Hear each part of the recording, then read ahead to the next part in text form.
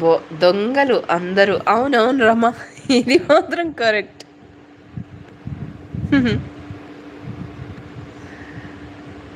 హైడ్‌లో ఉన్న వాళ్ళు అంతా దొంగలు. నిజం.